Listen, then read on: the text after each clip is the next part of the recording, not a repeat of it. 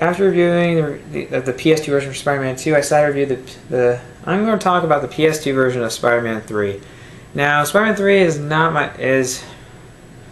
so far my least favorite Spider-Man film of them all. Hopefully, hopefully Tom Holland is the new Spider-Man, and of course the solo film coming out in 2017, I think, will of course be a great reintroduction to the character.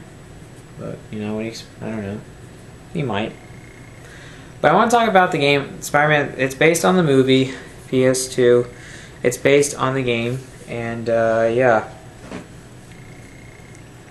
like Spider-Man 3, the game is based on the movie, the same name, and it follows it kind of follows bits of the main storyline, while also adding in some new aspects to make the game longer, an open world, and of course, you know, it does offer some new villains, all the crap to extend the game well, and of course make it worth your time. Now, how about this game? Now, my favorite Spider-Man game is still Spider-Man 2, and of course, I guess this may tell you that this game came out like 3 years after Spider-Man 2. And I'm thinking, well, there could have been some updates in technology. What could they have done with it? Turns out this game is probably inferior graphically and technically to Spider-Man 2. If that doesn't tell you anything, I don't know what will. Oh wait, here's some descriptions. The game just feels slow, and some of the mechanics just really don't feel that good. Also, like when it comes to the textures and sometimes like the color, like the way they I tell you, like, whenever I remember like some aspects of that game, when it comes to like the way they detail New York City, it just doesn't have much color to it. Sometimes, I mean, there is some detail to it, but it's not as extensive as Spider-Man 2. There's just no real a lot of color or really that much texturing and much detailing to it. And that's really sad, you know. Also, this game feels a little stiff at times. And some of the mechanics just feel awkward, and they just, once again, like I said, feel stiff. They just don't have any sort of fluency to them. Like when it comes to the combat, like the combat's not that great. Like some of it, I mean, it's just not that great. The web slinging, it just doesn't feel, it's not as immersive as Spider-Man 2, so unfortunately it lacks that. Also, what about like and also like the cutscenes in the game? They are way more superior, like from a technical standpoint, than the game itself. That's really ridiculous. They just don't have much. It's just kind of weird how like the cutscenes are better than the games look. And sometimes there are some cutscenes that have the game's graphics, and yeah, they don't look that great. So yeah, the graphics are very disappointing. In the story mode, in my opinion, is not that strong, and for a lot of the side missions, there's not much variety. I mean, they're just like Spider-Man 2. I forgot to mention that in the review. There are some time trials. Yeah, I never tried them. I didn't care for them. And the game, I mean, sure, you still have, you know, you still have Bruce Campbell as the narrator and the guy who hosts the tutorial, but it still suffers from one issue, and that one issue is that the game just feels very repetitive, and overall, it just doesn't have much fun or fluency to it. It's just kind of dumb. And sometimes the gameplay progresses very slowly, and that's another problem.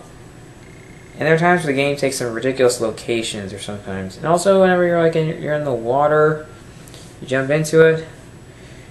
Yeah, just like in Spider-Man 2, like you can't really swim in the water. It's ridiculous. And there's just not much texturing, much detail to it. That is very sad, knowing the fact that the game technology that had come out, and of course the new consoles that came out. I'm going to get to the PS3 version in another video. This PS2 version. So yeah, and the game just never feels that good. Like the way it runs, it doesn't really run that smooth. And it just doesn't feel that fun of a game. And like the story mode, yeah, I mean the graphs, sometimes whenever they use like these cinematic like cutscenes, they're just way more superior. Yeah. And some of them are taken from the PS2, like PS3, Xbox 360 versions. And yeah, they really don't stand out. They really stand out poorly. There are some cuts, like sometimes the game does, you know, there is some entertaining battles. Some of them are pretty hard, and there are some, of course, some good combat additions, but they don't always work for me. And also, there's a thing about like like involving the black suit.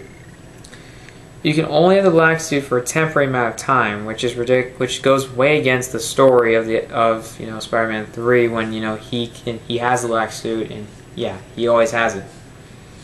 And he always wears it and it makes him fall apart.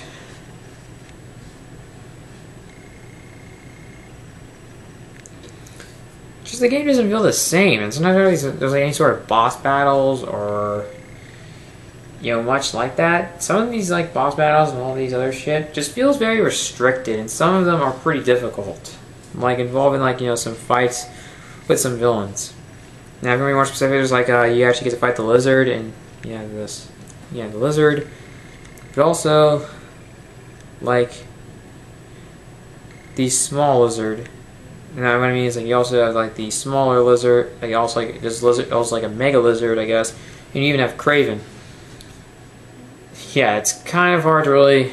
Yeah, there's even like the scene in the game, and there's also like this time where there's like a tunnel digger, and Peter has to evade that. Yeah, that works very well. The game just doesn't work that well, in my opinion. Just sometimes the graphics are not very inferior, and also there are some hard boss battles, but some of them just don't feel that. Some of them are just not that strong. Yeah. And also the game doesn't feel that long. Some of it is a little bit short, and it's never always that great. So yeah.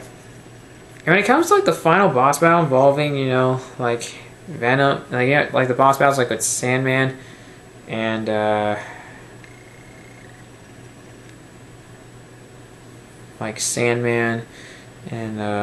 there's one like Sandman in the subway that never was that strong of a battle. And like then of course he puts on the black suit, and he can finally control it. And that's kind of ridiculous. It takes a while to get to that point, and now he can finally control it. Wow, ridiculous. But whatever, just whatever. But yeah, then of course the final battle with Sandman and Venom, it feels very restricted because like you're in this one area and it just doesn't seem to really, there's just not much freedom to it. And there's sometimes where it gets really hard to fight people like Sandman and Venom. Ugh. Even when you have like assistance of the New Goblin, sometimes there's even a time limit you have to go against, and that is really hard to do. So the soundtrack's not bad, I guess it's cool. There are some tunes that remain in my head. There's some that stick with me.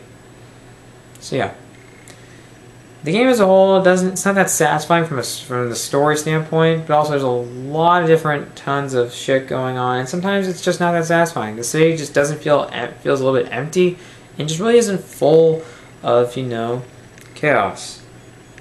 Just not really a lot of stuff to do. And this game came out, and this game came out years after Spider-Man 2, and there could have been a lot of technology updates during those 3 years, but I guess not. It's just another mass complaint I have. It's just that it's just, not incredibly fun. And, it never always works to the best of intentions.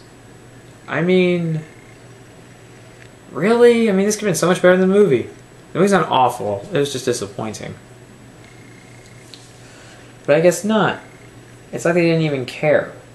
The developers of the PS2 version, even like the Wii version. The problem is it just has the story mode. The story mode doesn't feel that long, and really, it's not. It takes a bit of time, but in my opinion, it doesn't feel incredibly long, and it's just not all that difficult. Sometimes you deal with the same situations, and it does get repetitive, yes. Overall, I wasn't a huge fan of it, and I think it does have some mechanics are a bit inferior to Spider-Man 2's, and it's just not as in this. And I swear I must have like a bad frame rate or something because it just felt a little stiff. The game is very disappointing. There are some elements of it that I do like, but there are some that don't work for me at all. Like sometimes it feels very inferior. It's just not. Sometimes it's just not very fun, and I feel a little bit cheated. I think I'm gonna give the game a 2.5 out of 5. I didn't hate this game completely. I didn't completely hate the game. I just think it's okay. It just was a major disappointment, in my opinion. Yeah, not the best. And as guys, my review for the PS2 version of Spider-Man 3. Comment below which versions of Spider-Man 3 have you played, which one do you prefer better, like the one PS3, Xbox 360, or the PS2 Wii versions. You probably want the PS3 and Xbox 360. I do, I'll get to that in another video. Comment below, subscribe to my channel for more videos.